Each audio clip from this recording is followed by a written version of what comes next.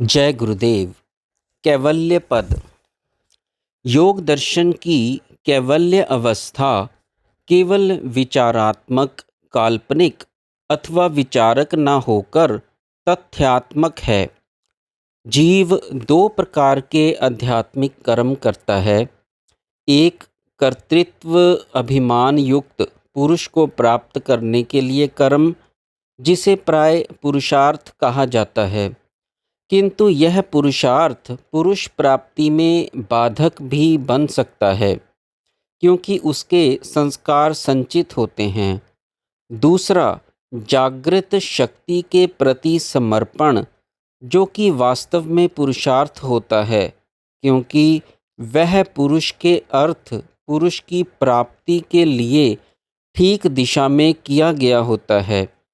इसमें संस्कार संचय का तो कोई प्रश्न ही नहीं, अपितु पूर्व संस्कार शुद्ध अवश्य होते हैं तथा शक्ति प्रति प्रसव क्रम से आत्माभिमुखी अग्रसर होती है।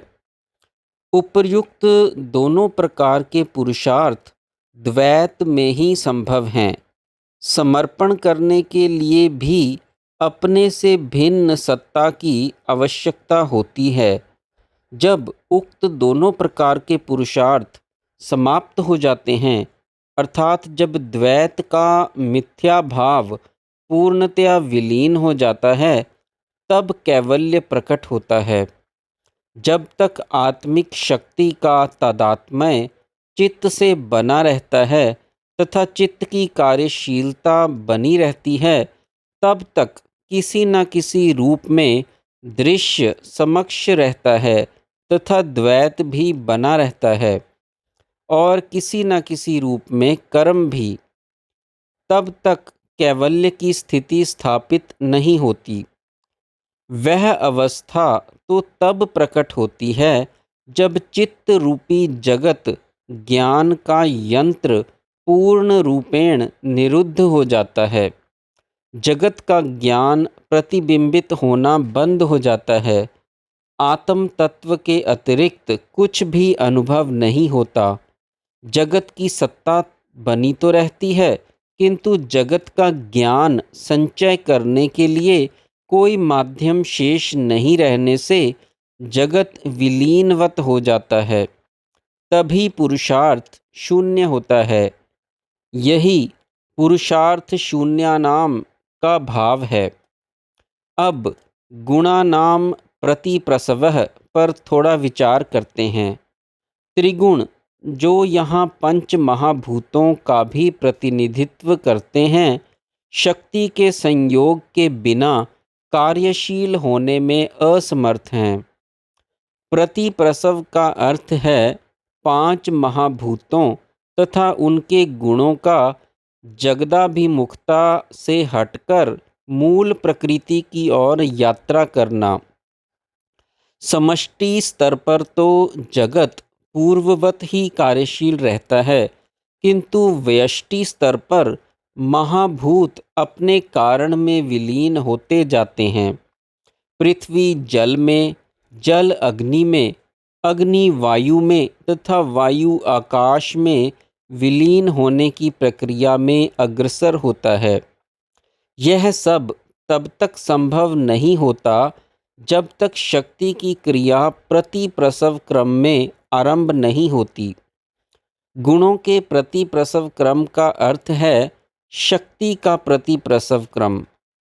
तब गुण अपने आप, अर्थात तमोगुण रजोगुण में तथा रजोगुण सत्वगुण में विलीन होता जाता है। अंततः पंच महाभूतों के मूल प्रकृति में विलीन होने के साथ ही सत्वगुण भी विलीन हो जाता है। यह सब कुछ जड़ चित्त तथा चैतन्य के तादात्म्य का वियोग होने पर ही घटित होता है। तब दृश्यमान जगत का ज्ञान प्राप्त होना बंद हो जाता है। चैतन्य भी आत्मा में विश्राम पाता है। केवल आत्म तत्व की ही अनुभूति, जिसे आत्म तत्व ही अनुभूत कर रहा है, शेष रह जाती है। यही कैवल्य अवस्था है। यही स्वरूप प्रतिष्ठा अथवा आत्म स्थिति की अवस्था कही जाती है। इसे प्राप्त करवाना ही योग दर्शन का लक्ष्य है।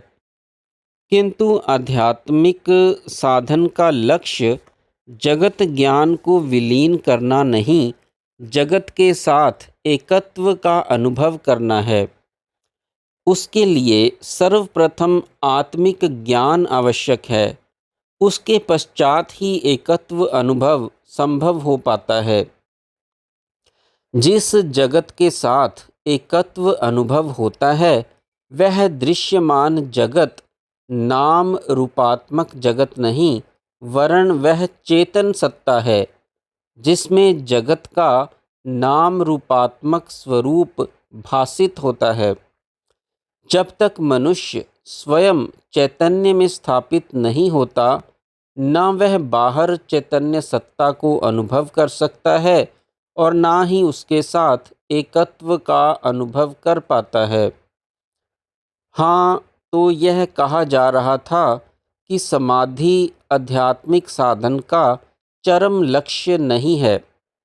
ऐसा संकेत सूत्रकार ने भी योग दर्शन में दिया है। तस्य सप्तधा प्रांत भूमि ही प्रज्ञा, अर्थात प्रज्ञा की 7 भूमिकाएं हैं। कई विद्वानों ने इस सूत्र के कई प्रकार अर्थ किए हैं। कुछ का ऐसा मानना है कि 7 में से पहली 4 अवस्थाएं कर्म विमुक्ति तथा अंतिम चित्त विमुक्ति की अवस्थाएं हैं। इस प्रकार समाधि 7वीं अवस्था है। कुछ विद्वान तथा हमारे गुरुदेव स्वामी विष्णु तीर्थ महाराज के मतानुसार पहली 4 अवस्थाएं साधन साध्य तथा अंतिम 3 कृपा साध्य या ज्ञान साध्य हैं। चौथी अवस्था में साधक ने जो कुछ प्राप्त करना था सो कर लिया, अब कुछ प्राप्त करना शेष नहीं रहा। चौथी समाधि की अवस्था है। आगे 3 जीवन मुक्ति की सहज अवस्थाएं हैं, जिसमें कोई साधन नहीं होता। कहने का भाव यह है कि समाधि अंतिम लक्ष्य नहीं है, वह साधन का अंग है। सूत्रकार ने भी समाधि को अष्टांग योग के अंतर्गत ही स्वीकार किया है, अर्थात समाधि साधन है, साध्य नहीं। साध्य तो जीवन मुक्ति की 7वीं अवस्था है, जिसमें जगत पहले जागृत, फिर स्वप्नवत तथा अंत में सुषुप्तिवत दिखाई देता है। सहज अवस्था में नाम रूप गौण होकर चैतन्य समक्ष प्रकट हो जाता है।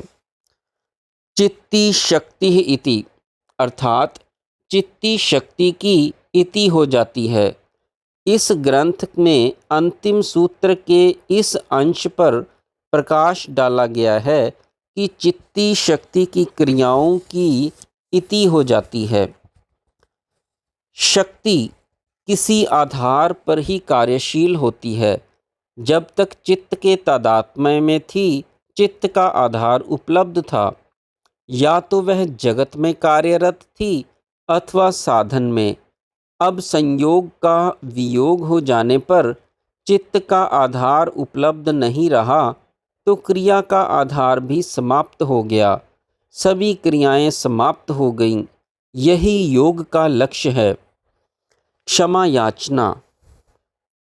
लंबे समय से लोगों का आग्रह चलता रहा कि मैं योग दर्शन पर टीका लिखूं, किंतु मैं संकोच करता रहा, क्योंकि हमारे गुरुदेव स्वामी विष्णु तीर्थ महाराज ब्रह्मलीन की एक टीका, चाहे संक्षिप्त ही क्यों ना हो, प्रकाशित हो चुकी है।